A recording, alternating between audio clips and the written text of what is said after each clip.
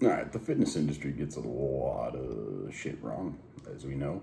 Well, there's three I wanted to highlight today: supplements, false marketing behind supplements, all the new fad diets, keto, carnivore, whatever, the new fancy shit, and cardio, the misconception that you need cardio or you need to run 2-3 hours on the treadmill to lose weight. Those are the main three we'll go over. But yeah, I mean, today I saw a guy in the gym.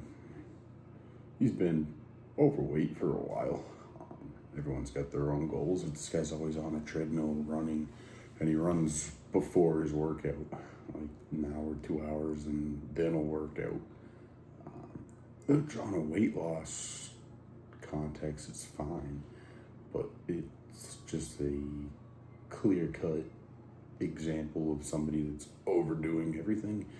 He's training like a maniac, plus he's burning up all his glycogen on the treadmill before he's working out. So he's an older guy, so he's still probably under the misconception that you need cardio. Cardio is needed, and it does help. It will accelerate things towards the end of a cut. I'm definitely gonna throw in cardio. A lot of guys that are in their fat loss phases, they're doing like 5-10 minutes of cardio post-workout, walking post-workout or post-meals, 10 minutes, 5 minutes, walk around your house, whatever. Nothing crazy, just hit your steps and then you can kind of play from there. Yeah, dude, like you want to step on a bodybuilding stage, you're going to do some cardio. Unless you're freakishly huge and you want to take a ton of fat burners. But for the most part, nah, you really don't need a lot of cardio to lose weight. I think when people do go and lose weight, is they're like, bro, I'm gonna do this 12-week weight loss, whatever, 90-day or 180-day, and they do a bunch of cardio and eat decent, and then they stop doing the cardio all of a sudden, and because they were doing so much cardio, say, I don't know, 1,000, 1,200 calories burned every single day. Their metabolism took that into consideration and kind of baked that into its whole equation because you've been doing it for so long and then you stop doing it. It's unsustainable. Nobody can do cardio that long. And your body puts on that weight, 1,200 calories a day. Yeah, that'd be like 2-3 pounds a week you're just packing on. And that's even if you still stick with your healthy diet you were doing too. If you don't, yeah, you could do 5 pounds a week, 5, 10, 15, 20 pounds in a month, 2 months, 40. Yeah, I mean, it's definitely not good for the heart, but that is pretty typical with yo-yo diets, especially bigger people, 350, lose 50 pounds, gain 50 pounds, lose 50 pounds. You can do much bigger swings when you're that high up on the scale. So yeah, you don't need cardio. So get that one over with. Oh, nice! I got a giant bee's nest near my grill. Huh? That's cool. Yeah. So you don't need cardio. The second one, I guess we'll talk about the diet fads, keto, carnivore, all this shit that they preach and have done in the past.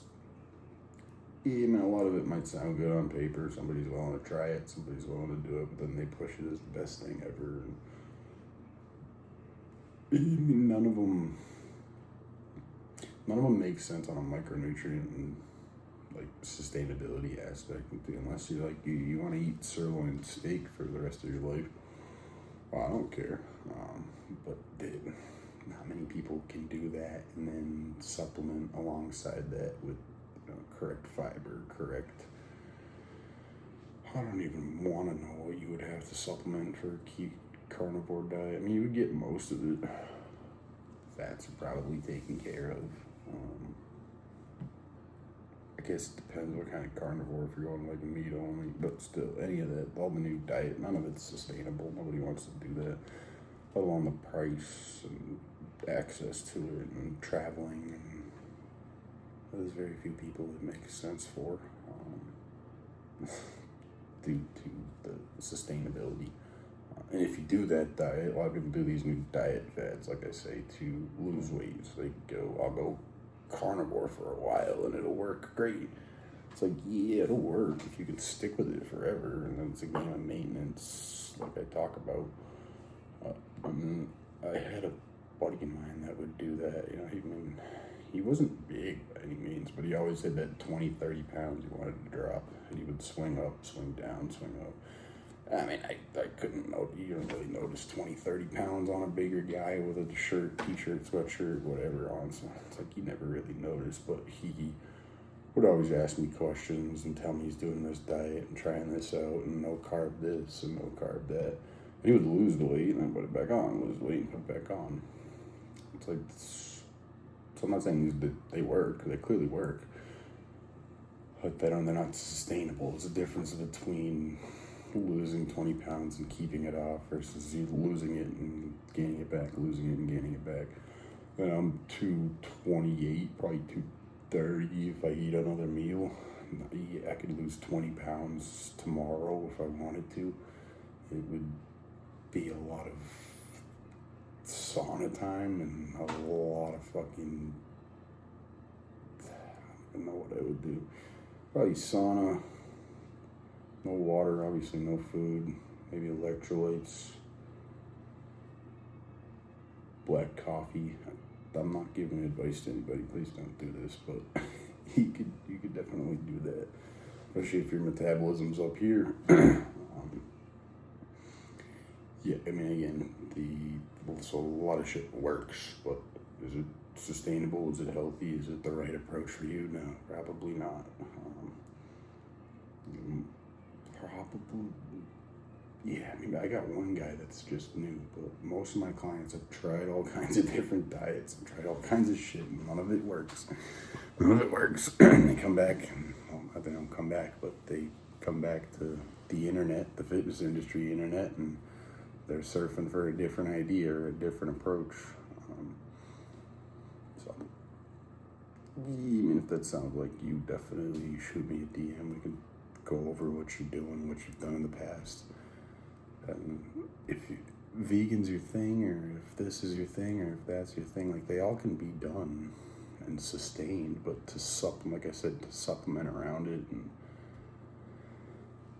you're one of probably 5 million people. You know, it's a very rare individual that can actually do that. You know, there'll probably be somebody that'll comment on this video, I've been doing carnivore for 4 years. Like, dude, keep cracking on. If you can do it for more than a year, 2 years, and it's fine, sustainable, digestion, everything's good, blood work looks good, you get the money and the means to supplement around it, why not? But for the most part, it makes 0 sense. Especially if you have a background of just normalcy, eating like a normal human being. It's weird enough as it is to start meal prepping and shit. The last thing we want to do is like have a chest freezer full of steaks, and that's all we do. And to each their own. But my experience and my view on it is it falls in line under the marketing and just trying to scam people and buy this new paleo diet plan, and then they somehow sponsor and get into CrossFit, and then they get all those people that are already getting marketed to and in a very prime position to buy something anyway, and boom, they've changed their diet with this new plan, and it's life-changing alongside it. So, not to say it's all super malicious, like it's all got good intent behind it. And you can make that argument about everything, I guess, but for the most part, you want real lasting results, and you've yo-yoed and you've tried a bunch of stuff, forego that, please.